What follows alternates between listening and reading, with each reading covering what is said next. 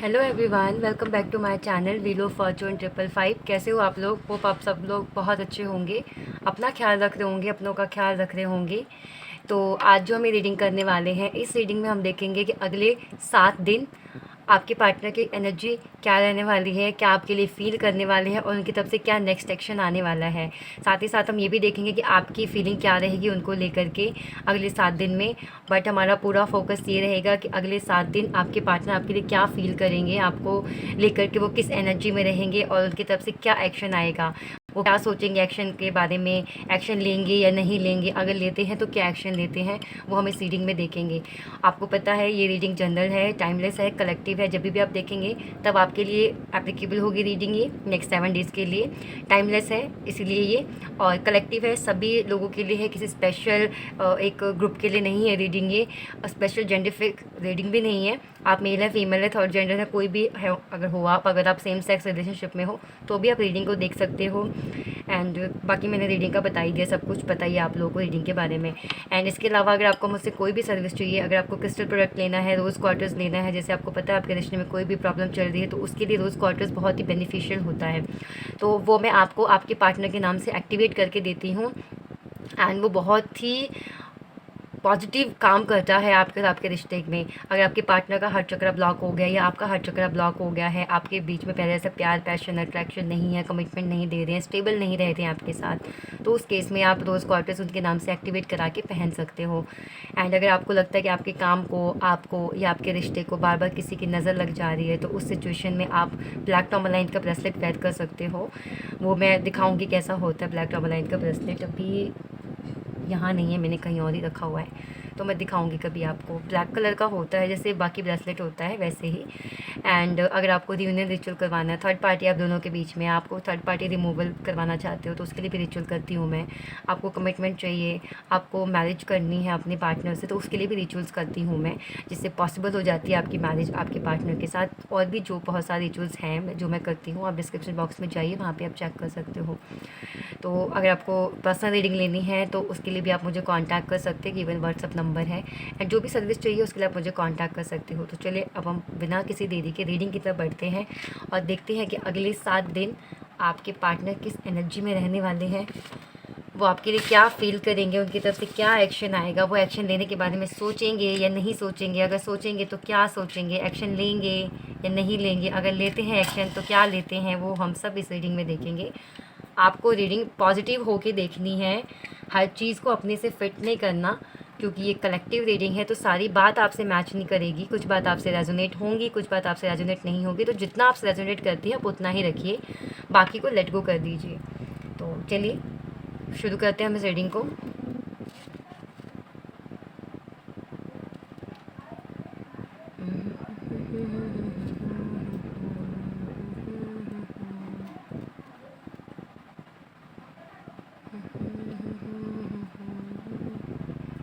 अगले 7 दिन आपके पार्टनर सोचेंगे तो बहुत आपके बारे में, बहुत, बट वो एक्सप्रेस नहीं कर पाएंगे। उनसे जैसे ना, अगर उनके जुबान पे बात आते आते जैसे रुक जाएगी। बहुत कुछ सोचेंगे, बहुत कुछ फील करेंगे, लेकिन कुछ बताने से जैसे हिचकिचाएंगे, जैसे बताने से डरेंगे, मतलब बता ही नहीं पाएंगे। जैसे कि होता है ना, थॉट चक्रा ब्लॉक हो, जैसे कि इस तरह से कुछ होने वाला अगले 7 दिनों में। या शर्म, लिहाज, कुछ भी डर, ऐसा कुछ है जिससे आपसे, उनके मन में बातें बहुत सारी रहेंगी लेकिन वो शेयर नहीं करेंगे आपसे, मतलब डरेंगे शेयर करने में। अगले 7 दिनों में मैं देख रही हूँ आपके पार्टनर आपके साथ एक सेकंड चांस चाहेंगे, इस रिश्ते को ठीक करने के लिए या इस रिश्ते को शुरू करने के लिए, रिश्ते में जो कुछ भी चल रहा है, जैसे भी सिचुएशन चल रही है उसको ठीक करने के लिए। अगर आप लोग कांटेक्ट में नहीं हो तो वापस से आपकी लाइफ में आने के लिए, सब कुछ ठीक करने के लिए वो आपसे सेकंड चांस चाहेंगे, आपको वापस पाने के लिए, आपकी ज़िंदगी में वापस आने के लिए। तो ये बहुत ही पॉजिटिव साइन है जो मैं देख पा रही हूँ आपके पार्टनर की, सेकंड चांस जो चाहते हैं वो आपसे। बट उनको ऐसा, जैसे मैंने बताया ना, कि बोल नहीं पाएंगे क्योंकि उनको ऐसा लगेगा कि ये राइट टाइम नहीं है। उनके मन में है, फीलिंग्स है कि उनको सेकंड चांस चाहिए, एक बार दोबारा से उनको ट्राई करना चाहिए सब कुछ ठीक करने के लिए, लेकिन उनको फिर वो हिम्मत नहीं आएगी या उनका माइंडसेट नहीं हो पाएगा उस टाइप का, तो वो सिर्फ सोचते रह जाएंगे। उनको लगेगा ये राइट टाइम नहीं है, अच्छा राइट टाइम है, सावन चल रहा है तो कर दो अपना एक्सप्रेशन। वो है ना वो सॉन्ग, कौन सा, मोहब्बत बरसा देना तो सावन आया, मेरा फेवरेट सॉन्ग है, अच्छा लगता है मुझे वो। तो भाई अब क्यों इतना सोच रहे हो, बोल दो, बरसा दो अपनी मोहब्बत, क्योंकि सावन आया है। पर पता नहीं क्यों सिर्फ सोचते रहेंगे, सोचेंगे नहीं ये राइट टाइम अभी नहीं है, मैं बाद में कभी एक्सप्रेस कर दूंगा, वो सोचने में ही बता देंगे अगले 7 दिन, तो मुझे ऐसा लग रहा है। कोई बात नहीं, हो सकता है कि इस सावन में प्यार की बरसात अगले 7 दिनों में हो जाए, बट किसी किसी के लिए हो भी सकता है, सबके लिए नहीं है, जनरल रीडिंग है। अगले 7 दिनों में ना मुझे लग रहा है कि आपके पार्टनर को कुछ फाइनेंशियल गेन होने वाला है किसी चीज़ से रिलेटेड। अगर या तो आपको या आपके पार्टनर को, अगर आप किसी प्रॉपर्टी में थे, प्रॉपर्टी का केस वेस चल रहा था, या कहीं पे कुछ पैसे वैसे का कुछ भी चल रहा था, तो आपको प्रॉफिट होने वाला अगले 7 दिन में, मुझे ऐसा लग रहा है। मतलब रीडिंग निकल के आ रही है ऐसा, कुछ 7 दिन में कुछ फाइनेंस से रिलेटेड, कुछ पेंटिकल से रिलेटेड होने वाला है। अगर आप कुछ बहुत टाइम से ट्राई कर रहे थे कुछ प्रॉपर्टी परचेज करने का, या फिर कोई गाड़ी कार वगैरह ख़रीदने का, या कहीं पे कुछ इन्वेस्ट करने का भी अगर आप सोच रहे थे बट आपको वे नहीं मिल पा रहा था, तो मुझे लग रहा है अगले 7 दिनों में आपके लिए वो रास्ता खुल जाएगा, आपको वे मिल जाएगा जिसमें आप चल सको, मतलब इन्वेस्टमेंट आप आराम से कर सको। या अगर कोई केस चल रहा था आपके घर में, फैमिली में, मतलब कहीं भी ऑफिस में, कुछ भी, मतलब प्रॉपर्टी से रिलेटेड, तो मुझे ऐसा लग रहा है कि आप वो विन कर सकते हो। आप मतलब जो फैसला होगा वो आपके हक में ही रहेगा। अगर कोई कोर्ट का फैसला चल रहा था तो मैं देख पा रही हूँ कि अगले 7 दिनों में वो जो फैसला होगा वो आपके हक में ही होगा, तो ये गुड न्यूज़ है आपके लिए।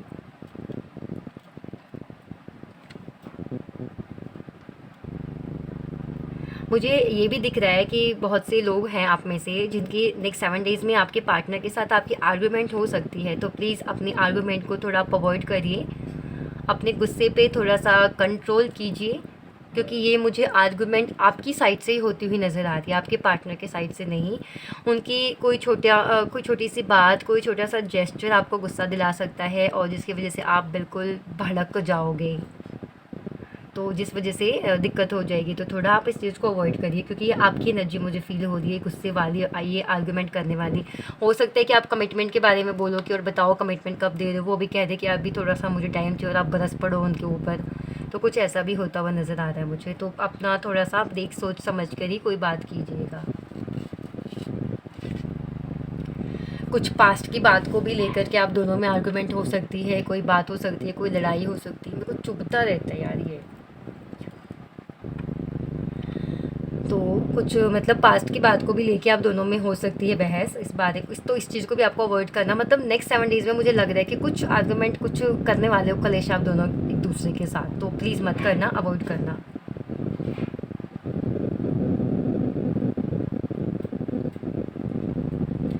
नेक्स्ट 7 डेज़ में मैं देख पा रही हूँ कि आपके पार्टनर ना, मतलब किसी से भी ठीक से उतना बिहेव नहीं करेंगे, मतलब ना आपसे उतना ढंग से बात करेंगे, ना फैमिली से, ना कहीं, मतलब कुछ सोचते सोचते बहुत ज़्यादा रहेंगे, पता नहीं क्या ताना बाना बुनते रहेंगे अपने आप में भी वो। अगर आपको लेके भी सोचेंगे बहुत सारी पॉजिटिव बातें रिश्ते के बारे में, रिश्ते में सब कुछ ठीक करने के बारे में, तो मतलब फिर वो एक्शन नहीं लेंगे, वो सिर्फ सोचते ही रह जाएंगे, कुछ कहेंगे नहीं आपसे।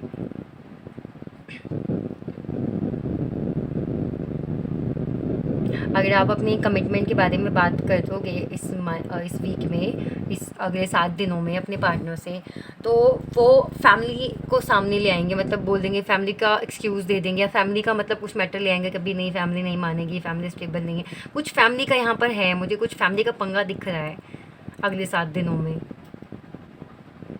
अगले 7 दिनों में ऐसा हो सकता है कि फैमिली की वजह से कोई प्रॉब्लम क्रिएट हो सकती है आप दोनों के बीच में किसी भी तरह से।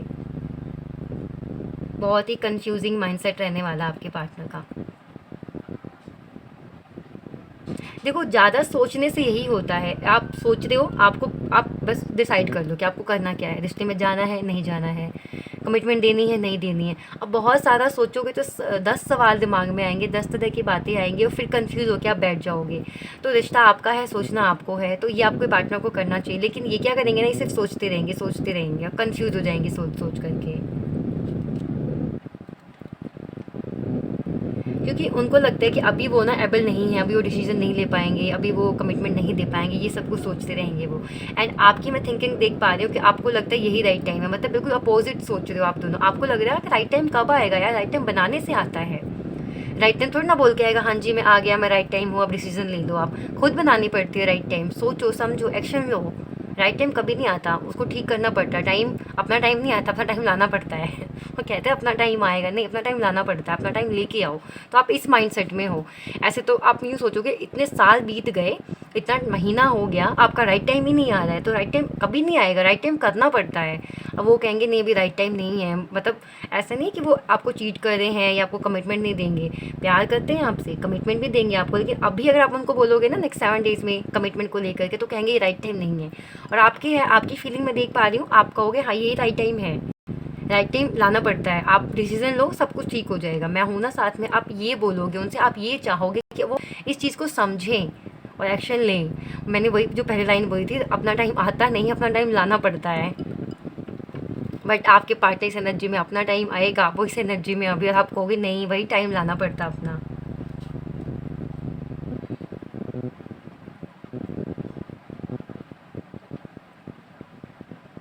मुझे लगता है कि अगर आपके पार्टनर ने खुद से ही बोल दिया था आपको ब्रेकअप के लिए कि मुझे ब्रेकअप चाहिए, मैं रिश्ते में नहीं रहना चाहता, तो उनको इस बात पे पछतावा, बहुत ज़्यादा पछतावा होने वाला है, बहुत ज़्यादा पछतावा होने वाला है। अगर आपके पार्टनर थर्ड पार्टी में भी थे, अगर आपको पता है, तो ही आप इस बात को अपने पे इम्प्लीमेंट करना।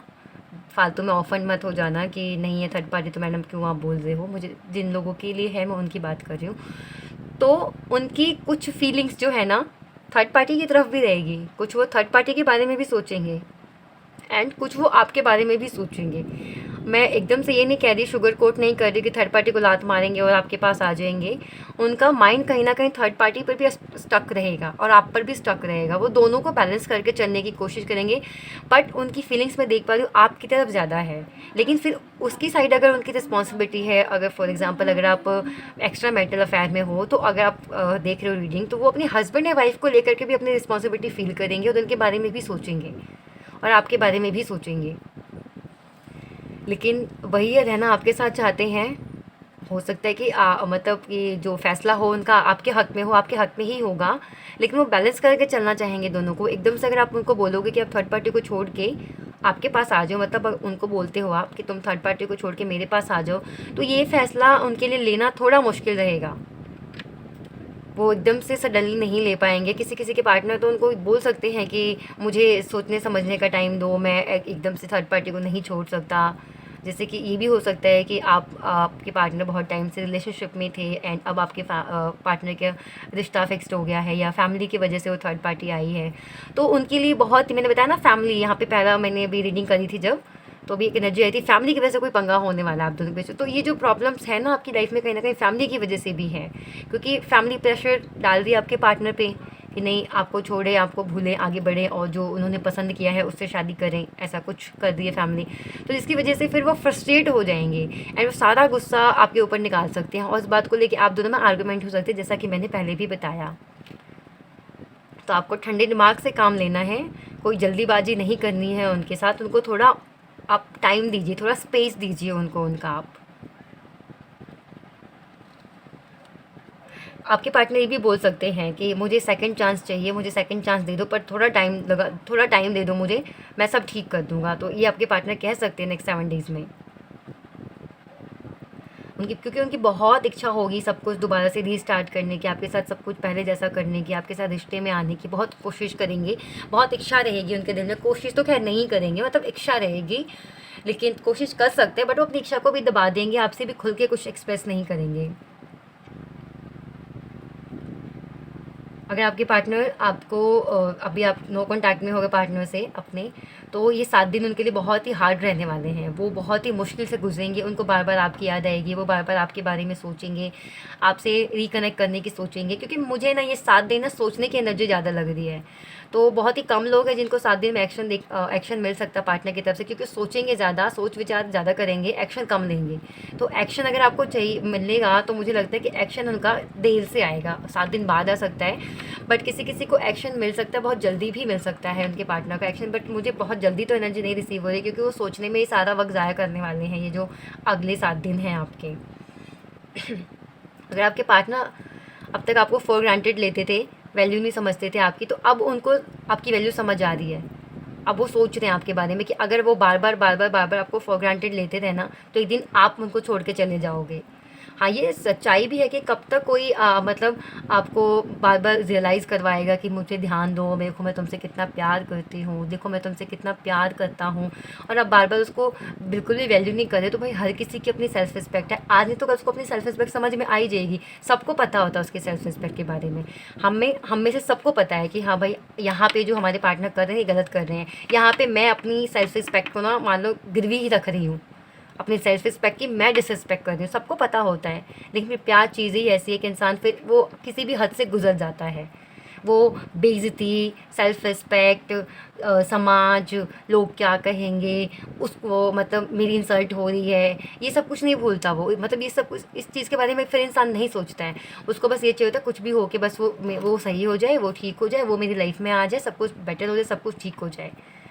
तो हर चीज़ की फिर एक लिमिट होती है। अगर आप बार बार किसी को बार बार टेकन फॉर ग्रांटेड लोगे तो एक ना एक दिन फिर वो भी उब जाएगा, वो भी परेशान हो जाएगा और आपको छोड़ के चला जाएगा। तो ये चीज़ आपके पार्टनर को समझ में आने वाली, जो कि मुझे बहुत ही पॉजिटिव लग रही है चीज़, और बहुत ही अच्छी बात है कि समझ में आ रही है। और ख़ासकर ये उन लोगों के लिए है जिन लोगों ने अपने पार्टनर जैसा वो उनके साथ कर रहे हैं वो सेम उनके साथ वैसे ही ट्रीट कर रहे हैं। अगर आपके पार्टनर आपका फ़ोन नहीं उठा रहे तो आप भी पीछे पीछे उनके नहीं भाग रहे हो, आप उनको दिन में 10 कॉल नहीं कर रहे हो। अगर आप उनको दिन में 10 कॉल नहीं कर रहे हो तो तब उनको अक्ल आ रही है। तो मैं आपसे यही रिक्वेस्ट करूँगी कि अगर जैसा वो सामने वाला आपके साथ कर रहे हैं ना, आप डिवाइन पे छोड़ दो, सब डिवाइन पे छोड़ दो। उससे बेटर प्लानर कोई नहीं है, उससे बेटर हीलर कोई नहीं है। हम तो हीलर हैं बट हम तो कुछ भी नहीं है उनके सामने, कुछ भी नहीं है उनके सामने। तो वो जब हील करेंगे वो अपने आप ऑटोमेटिकली कुछ चीज़ें वक्त पे छोड़ देनी चाहिए ना, तो आप छोड़ दो। मतलब मत किसी को इतना सर चढ़ाओ कि बाद में आपको लगे कि यार मैंने अपनी सेल्फ रिस्पेक्ट की धज्जियाँ उड़ा दी मैंने इस बंदे के पीछे, ऐसा आपको फील ना हो। तो आप जिन लोगों ने, मैं बता रही हूँ, जिन लोगों ने ये चीज़ करी है, नहीं पीछे गए हैं आपके पार्टनर के, नहीं 50 कॉल्स कर रहे दिन में, नहीं रो धो रहे हैं उनके सामने, तो उनके पार्टनर को समझ में आ रहा है कि भाई शायद अब ये मेरे से मूव ऑन कर जाएगी, अब ये शायद मुझे छोड़ के जा सकती है, अब ये शायद खुश है, अब ये मेरे बिना जीना सीख गई है, तब उनको अकल आ रही है। तो आप चाहते हो आपके पार्टनर को भी अकल आए, तो आप भी सेम करो। तुम नहीं कर रहे कॉल, मेरा भी रिचार्ज ख़त्म हो गया, मैं भी नहीं कर रही। तुम नहीं मेरा मैसेज का रिप्लाई कर रहे हो, हाँ भाई मेरा भी नेट नहीं चल रहा, मैं भी नहीं कर रही, ऐसे कर दो। हाँ, तुम्हें मिलने का टाइम नहीं है तो मैं भी वेली नहीं बैठी, मेरे पास भी टाइम नहीं है कि मैं बस वेट करती रहूँ उंगलियों पे दिन गिन गिन के, घड़ियाँ देख देख करके। अपनी सेल्फ रिस्पेक्ट को रखो पहले, मैं सिर्फ यही कहना चाहूँगी, अपनी सेल्फ रिस्पेक्ट को सामने रखो। अगर कोई आपके साथ नहीं रहना चाहता तो ज़बरदस्ती मत रहो उसके साथ, जाओ भाई, जो मेरे लिए बना होगा मुझे मिल जाएगा। क्योंकि मैं आपको लिख के ये चीज़ दे रही हूँ कि अगर आपने किसी से सच्चा प्यार किया है तो वो चीज़ आपके पास आएगी, किसी ना किसी फॉर्म में, किसी ना किसी रूप में, किसी ना किसी समय पर, परंतु सही समय पर, सही टाइम पे वो चीज़ आपके पास आएगी। हो सकता है उस पर्सन से ना आए, किसी और पर्सन से आए, बट आपने तो अपना गुड कर्मा किया ना, आपने किसी के साथ सच्चा प्यार किया, आप उसके लिए लॉयल रहे, तो वो तो आपका गुड कर्मा था। उसने आपके प्यार की वैल्यू नहीं करी, आपकी डिसरिस्पेक्ट करी, आपकी सोल की डिसरिस्पेक्ट करी, तो उनका वो बैड कर्मा है। तो वो कभी वो उनका निकल जाएगा कहीं ना कहीं, अगर आपके साथ वो बुरा बर्ताव कर रहे हैं तो। बट आप तो अपनी तरफ से अच्छे इंसान बन के रहे ना, आप तो अपनी तरफ से लॉयल बन के रहे ना, आपने तो अच्छा किया अपनी तरफ से, तो आपको रोने की डरने की कोई ज़रूरत नहीं है। आप बहुत अच्छे इंसान हो कि आप लॉयल रहे एक पर्सन के लिए। और ट्रस्ट मी, ये लॉयल्टी कहीं ना कहीं से आपको मिलेगी ज़रूर। कोई ऐसा पर्सन आपको डेफिनेटली मिलेगा जिसको पाके आप सब कुछ भूल जाओगे, आपको लगेगा हाँ ये राइट पर्सन है मेरे लिए। तो अगर आपको लगता है कि आप किसी रॉन्ग रिलेशनशिप में हो तो आपको कोई रेड फ्लैग मिल रहा है तो आप पीछे हट जाइए, मत अपने आप को इतना इन्वेस्ट कीजिए, इतना इन्वॉल्व कीजिए उस रिश्ते में। वैसे मैं रीडिंग लेकर के आऊँगी, मैं सोच रही हूँ कि मैं रीडिंग करूँ इस वीक में, कि आप भी जिसके साथ रिलेशनशिप में हो, क्योंकि यहाँ पे बहुत से ऐसे व्यूवर भी हो सकते हैं मे बी जो नए नए रिलेशनशिप में आए हैं, जो समझ नहीं पा रहे। अभी मुझे मॉर्निंग में एक मैसेज आया, मैम वो 18 की हैं वो, एंड उनके जो पार्टनर हैं मतलब 7 ईयर्स ओल्डर हैं, उनसे बड़े हैं 7 साल। तो वो कह रही हैं कि मुझे समझ में नहीं आ रहा, मैं सडनली उनके साथ इतना अटैचमेंट फ़ील कर रही हूँ, तो मैम मैं क्या करूँ, मुझे समझ नहीं, मुझे रीडिंग चाहिए कि क्या वो जेन्युइन है या नहीं है। देन मेरे माइंड में ये आइडिया आया कि मुझे रीडिंग करनी चाहिए कि उनके पार्टनर, मतलब आप जिनके साथ नए नए आ रहे हो रिश्ते में, तो क्या आपको उन पर ट्रस्ट करना चाहिए। कोई है जो आपको अप्रोच कर रहा है, बहुत अच्छे अच्छे सपने दिखा रहा है, या बहुत अच्छा है आपके सामने। मैं सबको नहीं कह रही हूँ सब बुरे हैं, अच्छे लोग भी हैं, अच्छे प्यार करने वाले भी हैं। आप किसी से सच्चा प्यार कर सकते हो तो क्या कोई आपसे नहीं कर सकता। बिल्कुल कर सकता है। तो हो सकता है अच्छे लोग भी हों। तो मुझे ये टॉपिक मिला कि मुझे इस टॉपिक पे रीडिंग करनी चाहिए कि आप जिसके साथ रिश्ते में हो, क्या आपको उन पे ट्रस्ट करना चाहिए। अगर आप नए रिश्ते में हो तो आपके लिए रीडिंग तो बहुत ही अच्छी होने वाली है। आपके लिए रीडिंग बहुत हेल्पफुल रहेगी रीडिंग आपके लिए, आपको पता चल जाएगा। एंड आपका रिलेशनशिप अगर पुराना भी है तो आप फिर भी देख सकते हो कि अभी क्या वो जो ऑफ़र आपके सामने लेकर के आ रहे हैं, या जो कुछ बात वो आपको बता रहे हैं, या जो कुछ कह रहे हैं आपसे वो, तो क्या वो उस बात पे आप ट्रस्ट कर सकते हो। तो मैं इस टॉपिक पे रीडिंग लेकर के आऊँगी कि क्या आप अपने पर्सन पे ट्रस्ट कर सकते हो या नहीं। बहुत इंटरेस्टिंग टॉपिक होने वाला है। तो जो टीनेजर्स में हैं जो लोग, वैसे तो मेरी टीनेजर्स के बच्चे, मतलब बच्चे बोल रही हूँ मैं, टीनेजर्स वाले जो 18 टू 14, 18 टू 21, 22 होते, वो लोग कम ही देखते हैं मेरी रीडिंग सबसे ज़्यादा 24 टू 35 ईयर्स के लोग ज़्यादा देखते हैं। इसके बाद से देखते हैं, उसके बाद से फिर ये देखते हैं 18 टू 24 वाले, एंड 24 टू 35 वाले सबसे ज़्यादा देखते हैं रीडिंग मेरी, एंड 35 टू 44 वाले थर्ड नंबर पे हैं, एंड 44 टू 54 वाले फोर्थ नंबर पे हैं। ऐसे रीडिंग देखते हैं। तो मैं अच्छी लगती है मुझे, इतने रिस्पेक्टेड बड़े लोग जो हैं वो भी मेरी रीडिंग देख रहे हैं, जो इतने एज में बड़े हैं मुझसे। तो मैं ग्रैटिट्यूड शो करना चाहती हूँ आपके लिए कि आप लोग मुझे सराह रहे हैं, मेरे काम की वैल्यू कर रहे हैं, मुझे इतना रिस्पेक्ट कर रहे हैं कि मेरी बात आप सुनने के लिए अपना कीमती समय निकाल रहे हैं, उसके लिए थैंक यू। और बाकी जो जो लोग भी मेरी रीडिंग देख रहे हैं उनको भी थैंक यू। तो मेरे पास टॉपिक आ गया है, मैं इस टॉपिक पे रीडिंग लेके आऊँगी। तो चलिए, मैंने बहुत बकबक कर ली, बट जो मैंने कहा वो आई थिंक मैंने बात सही ही कही है। बट अगर आपको नहीं सही लगी हो तो उसके लिए सॉरी, बट जो मैंने कहा उस पर ध्यान आप ज़रूर दीजिएगा। तो चलिए, अब हम मिलते हैं अगली वीडियो में। तब तक के लिए आप अपना ख्याल रखिए, अपना तो प्लीज़ ख्याल रखिए, प्लीज़ प्लीज़ प्लीज़ अपना ख्याल रखिए, एंड अपनों का ख्याल रखिए। अब हम अगली वीडियो में मिलते हैं। बाय।